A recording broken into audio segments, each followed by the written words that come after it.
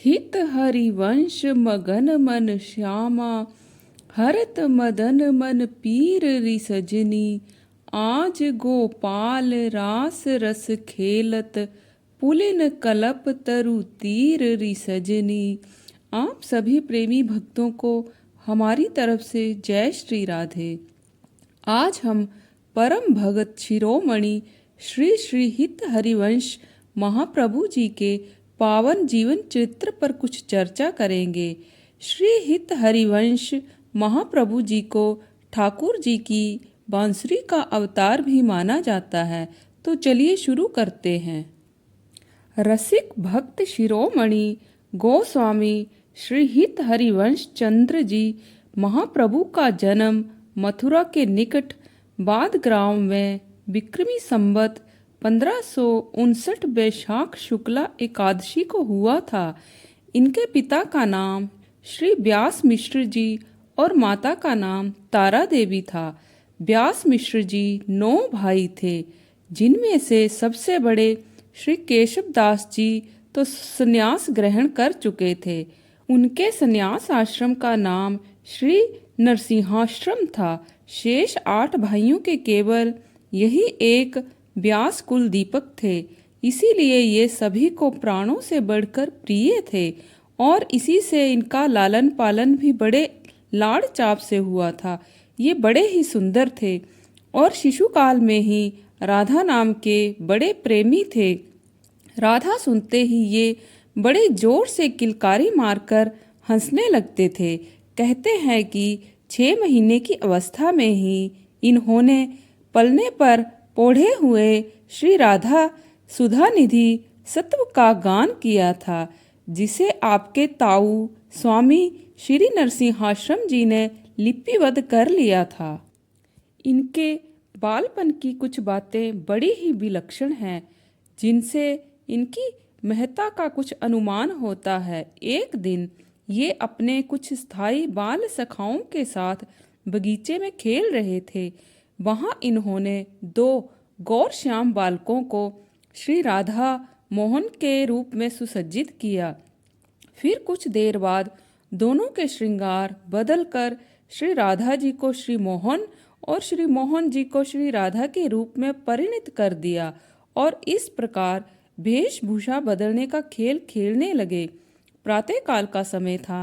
इनके पिता श्री व्यास जी अपने सेव्य श्री राधा कांत जी का श्रृंगार करके मुग्ध होकर युगल छवि के दर्शन कर रहे थे। उसी समय अचानक परिवर्तन देखकर वे चौंक पड़े। उन्होंने श्री विग्रहों में श्री राधा के रूप में श्री कृष्ण को और श्री कृष्ण के रूप में श्री राधा जी को देखा। सोचा, वृद्धावस्था के कारण स्मृति नष्ट हो जाने से श्रृंगार धराने में भूल हो गई है। क्षमा याचना करके उन्होंने श्रृंगार को सुधारा, परंतु तुरंत ही अपने आप में श्रृंगार भी बदलने लगा। तब घबराकर व्यास जी बाहर निकले। सहसा उनकी दृष्टि बगीचे की ओर गई और देखा श्री हरिवंश अपने सखाओं के साथ खेल खेल में वही सब रूप परिवर्तन कर रहा है। उन्होंने सोचा, इसकी सच्ची भावना का ही ये फल है। निश्चय ही यह कोई असाधारण महापुरुष है। एक बार श्री व्यास जी ने अपने सेव्य श्री ठाकुर जी के सामने लड्डू का भोग रखा।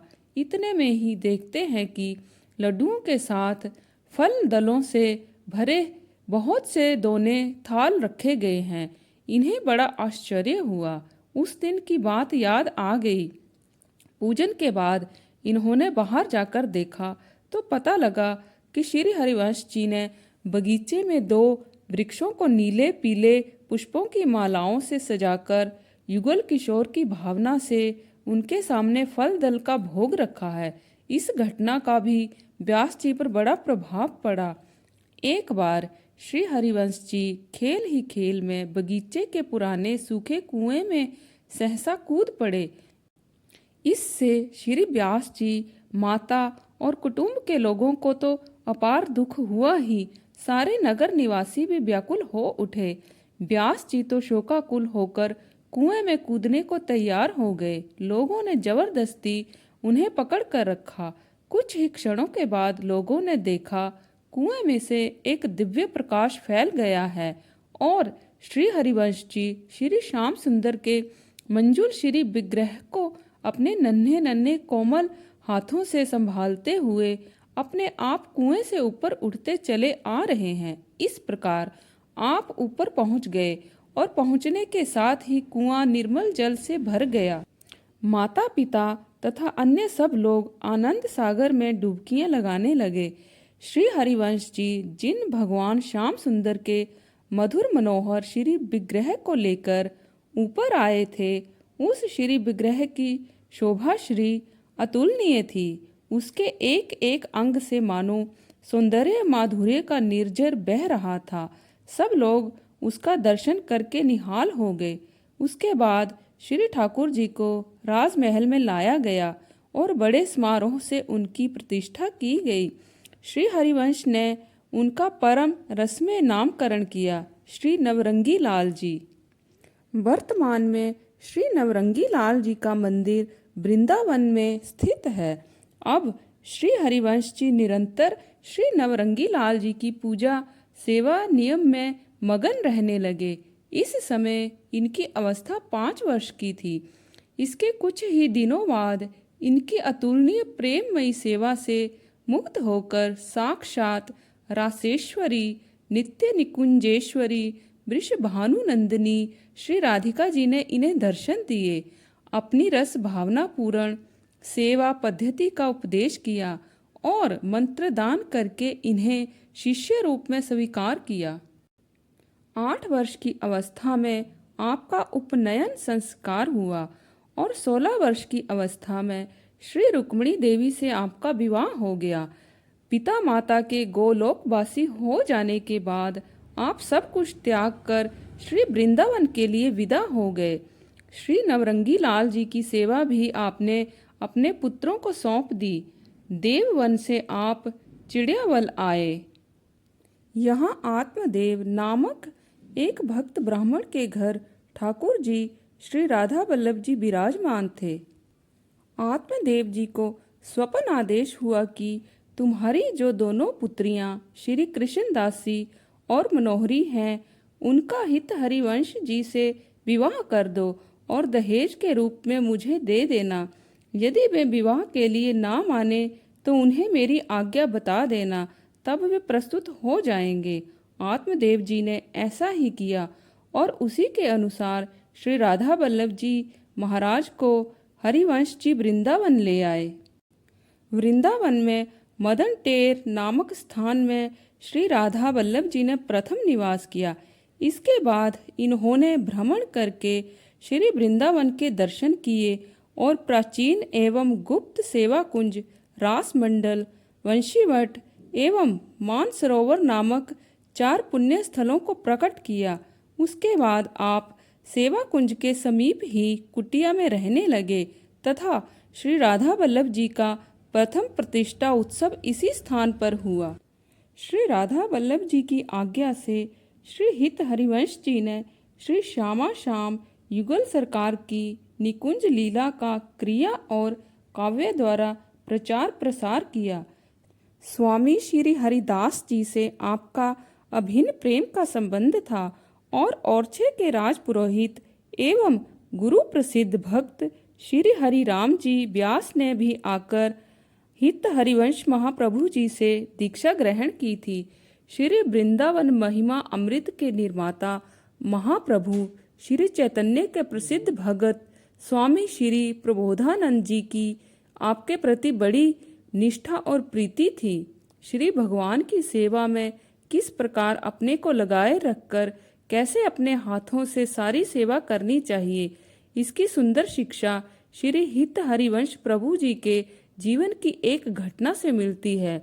श्री हित हरिवंश जी एक दिन मानसरोवर पर अपने कोमल कर कमलों से सूखी लकड़ियां तोड़ रहे थे।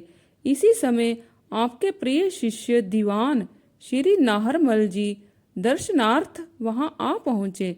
नाहरमल जी ने प्रभु को लकड़ियां तोड़ते देखकर दुखी होकर कहा, प्रभु आप स्वयं लकड़ी तोड़ने का इतना बड़ा कष्ट क्यों उठा रहे हैं? यह काम तो किसी कहार से भी कराया जा सकता है। यदि ऐसा ही है तो फिर हम सेवकों का तो जीवन ही व्यर्थ है। नाहरमल के आंतरिक प्रेम से तो प्रभु का मन प्रसन्न था, परंतु सेवा की महत्ता बतलाने के लिए उन्होंने कठोर स्वर में कहा, नाहरमल, तुम जैसे राजसी पुरुषों को धन का बड़ा मद रहता है, तभी तो तुम ठाकुर जी की सेवा कहारों के द्वारा करवाने की बात करते हो। तुम्हारी इस भेद बुद्धि से मुझे बड़ा कष्ट हुआ। कहते हैं कि श्री हित हरिवंश प्रभु जी ने उनको अपने पास आने तक से रोक दिया। आखिर जब नाहरमल जी ने दुखी होकर अनशन किया, पूरे 3 दिन बीत गए, तब वे कृपा करके नाहरमल जी के पास गए और प्रेम पूर्ण शब्दों में बोले, भैया, प्रभु सेवा का स्वरूप बड़ा विलक्षण है। प्रभु सेवा में हेयो पादेय बुद्धि करने से जीवन का अकल्याण हो जाता है। ऐसा विरोधी भाव मन में नहीं लाना चाहिए। प्रभु सेवा ही जीवन का एकमात्र धर्म है। मैं तुम पर प्रसन्न हूँ, तुम अन्न जल ग्रहण करो। यूं कहकर उन्होंने स्वयं अपने हाथों से प्रसाद दिया और भर पेट भोजन करवाया। श्री हित हरिवंश जी महाराज राधा वल्लभ संप्रदाय के मेरुदंड हैं। इन्हें श्री कृष्ण की बंशी का अवतार माना जाता है। 48 वर्षों तक इस धराधाम को पावन करने के बाद संवत 1609 विक्रमी की शारदीय पूर्णिमा के दिन आपने निकुंज लीला में प्रवेश किया। गोस्वामी हित हरिवंश द्वारा रचित 2 हिंदी ग्रंथ हित 84 और स्फुटवाणी तथा 2 संस्कृत ग्रंथ श्री राधा सुधा निधि एवं यमुनाष्टक प्राप्त होते हैं। तो भक्तों, आज के लिए बस इतना ही। कल पुनः आपसे भेंट होगी। तब तक के लिए जय श्री राधे।